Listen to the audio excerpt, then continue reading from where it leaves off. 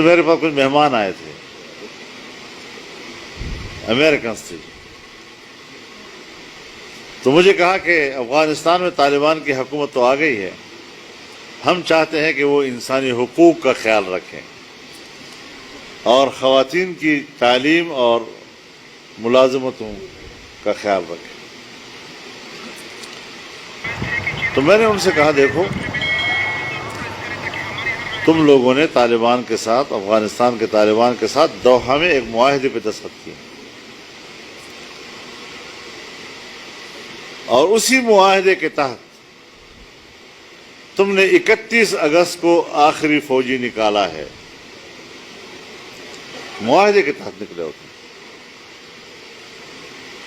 اب معاہدے کے بعد سب سے پہلی ذمہ داری آپ پر آتی ہے کہ آپ ان کی حکومت کو تسلیم کریں، کیونکہ آپ کے ساتھ معاہدے کے نتیجے میں وہ شہروں میں آئے اور انہوں نے نظام سنبھالا ہے۔ اور اگر ابھی تک اس معاہدے پر عمل درآمد کے کچھ مراحل باقی ہیں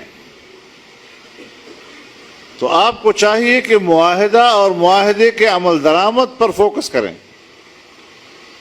اگر آپ اس سے پہلے شرائط دیں گے تو معاہدے پر تجاوز ہے، یہ اس معاہدے پر اضافہ ہے، اور تم معاہدے پر اضافہ یک طرفہ کر رہے ہو جو کم از کم آپ کے لیے دنیا کے قانون میں جائز نہیں ہے۔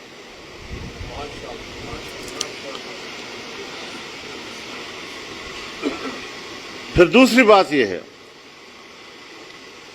کہ 20 سال نہیں، میں تو کہتا ہوں 40 سال افغانستان جنگ کی حالت میں رہا ہے۔ اس جنگ کی حالت سے امن کی طرف لانا، تو پہلے تو امن کا استحکام ضروری ہے۔ امن جب مستحکم ہو جائے پھر سیاسی نظام کو مستحکم کرنے کی ضرورت ہے۔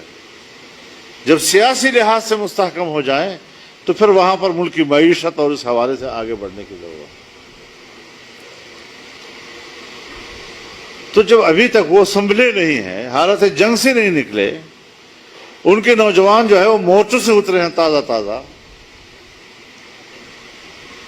ابھی تک ان کو وہ لاشیں نہیں بھولی، وہ خون نہیں بھولا، وہ شہداء نہیں بولے ان کو، آپ اس قسم کی باتیں کرتے ہیں، اس کا معنی یہ ہے کہ آپ ان کے لیے مشکلات کا کوئی جواز تلاش کر رہے ہیں، یہ آپ کے لیے جائز نہیں۔ پھر کہتے ہیں کہ افغانستان میں تو اتنا پیسہ بھی نہیں ہے کہ 1 مہینے 2 مہینے کے بعد وہ لوگوں کو تنخواہیں دے سکیں۔ تو میں نے کہا یہ میں نہیں کہہ رہا، یہ آپ کہہ رہے ہیں، اور آپ شاید صحیح کہہ رہے ہیں۔ اب اگر وہاں پر اقتصادی مشکل آتی ہے، پیسہ ختم ہو جاتا ہے، تنخواہیں نہیں دے سکتے، تو بھوک اور افلاس جب وہاں آئے گا، یہ انسانی حق ہے یا نہیں؟ اور اگر وہاں پر آپ لوگ یا دنیا تعاون نہ کرے اور بھوک آ جائے وہاں پر، تو اس انسانی حق کے آپ خود ذمہ دار ہیں۔ تو آپ طلباء سے مطالبہ کرتے ہیں انسانی حق کا، اور خود انسانی حق کو پامال کرنے کے ذمہ دار بن رہے ہیں۔